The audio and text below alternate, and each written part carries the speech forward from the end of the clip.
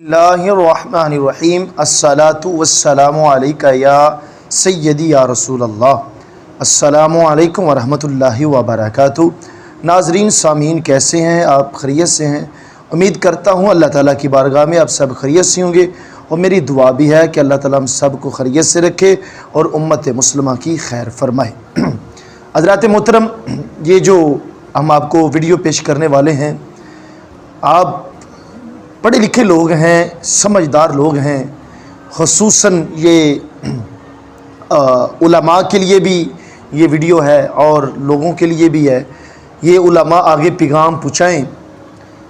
ये जो अल्लामा साहब गुफ्तगू फरमा रहे हैं, जो हमने आपको वीडियो पेश करनी है, थोड़ी सी कुछ मैं बयान करके उसके बाद मैं आपको वीडियो पेश करता हूँ। बड़ी ही अच्छी गुफ्तगू फरमा रहे हैं।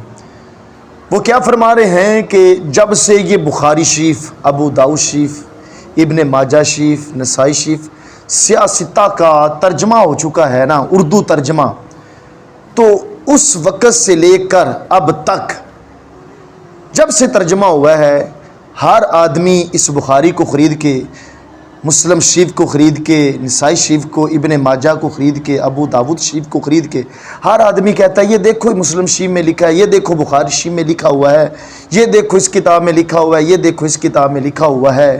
तो ज़्यादा फितने पैदा हो रहे हैं। पहले अरबी में थी, उलमाई इसको जानते थे। जब से ये कुरान के तर्जमे लोगों ने बेशुमार कर दिए, पहले ये उलमा को इल्म था इसका तर्जमा क्या है, कुरान पाक की आयत की तफसीर क्या है, तर्जमा क्या है। जब से उर्दू तराजम और तफसीर आए हैं, इतनी जहालियत पाई जा रही है। लोगों ठीक बुखारी शरीफ, अब वो भी कह रहे हैं कि रक्शे वाला जो है वो कहता है ये देखो बुखारी में लिखा हुआ है। अब लोग बुखारी में तो दिखा देते हैं, लोगों को पता ही नहीं सही हदीस क्या है, इसकी तारीफ़ क्या है, इसका हुक्म क्या है, और गरीब हदीस क्या है, हसन ले ज़ात ही हदीस क्या है, हसन ले गैर ही क्या है। लोगों को अहादीस की अक़साम का नहीं पता। ज़ईफ़ हदीस क्या है कि रावी के बारे में ये जरा हो रही है, ये बहस व मुबैसा हो रहा है, क्या इस रावी की हदीस हम लेंगे या नहीं लेंगे। लोगों को इसका इल्म ही नहीं है। अब एक रेडी पे बैठने वाला भी कहता है ये देखो बुखारी में लिखा हुआ है, ये देखो मुस्लिम शरीफ में लिखा हुआ है। भाई लिखा हुआ है, आपको पता ही नहीं है इस हदीस की असल क्या है, इस रावी के बारे में आपको पता ही नहीं है। जिसका दिल चाहता है वो हदीस पाक दिखा देता है। तो पहले ये उलमा को बड़ी मेहनत करनी पड़ती है। ये दरस निज़ामी का कोर्स है और जनाबे वाला ये अरबी ग्रामर पढ़नी पड़ती है, तब जाके तर्जमा समझ आता है। नाहत पढ़नी पड़ती है। किसी को नाहत की तारीफ़ कहीं नहीं पता, बस ये कह देते हैं बुखारी में। किसी को पता ही नहीं यहाँ पे ज़बर क्यों आई, यहाँ पे ज़ेर क्यों आई, यहाँ पे पेश क्यों आया, किसी को पता ही नहीं। अब ज़ेर ज़बर का तो पता है, अब हम आपको कहेंगे ये नसब है, ज़बर को नसब कहते हैं, आपको नहीं इल्म होगा। अब पेश को रफ़ा कहते हैं, आपको नहीं पता होगा। ये उलमा पढ़ते हैं, बड़ी मेहनत करनी पड़ती है उलमा की। एक आम सा आदमी रेडी पे फल बेचने वाला भी कह देता है ये देखो इसमें लिखा हुआ है। लिखा तो है, लेकिन आप उसकी थोड़ी सी तहकीक तो करें। ये आप वीडियो देखें।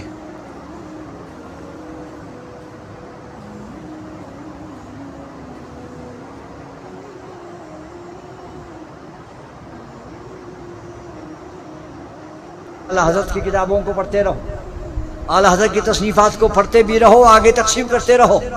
तर्जुमा पढ़ना भी बाज़ार के किसी उर्दू तर्जुमे को मत पढ़ो, इसलिए बाज़ार में बड़े तर्जुमे आ गए उर्दू के, और जब से उर्दू तर्जुमे आ गए तब से सारे फसाद शुरू हो गए हैं।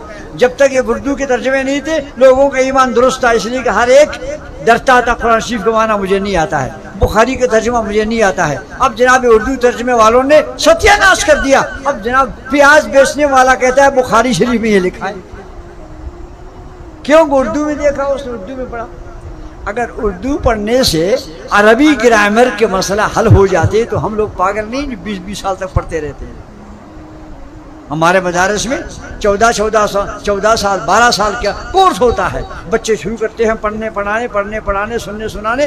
12-14 साल के बाद मुश्किल से वो भी कोई न कोई उनमें इक्के दुक्के इस काबिल बनते हैं जो आगे हम उसको कहेंगे तुम उस्ताद बनो।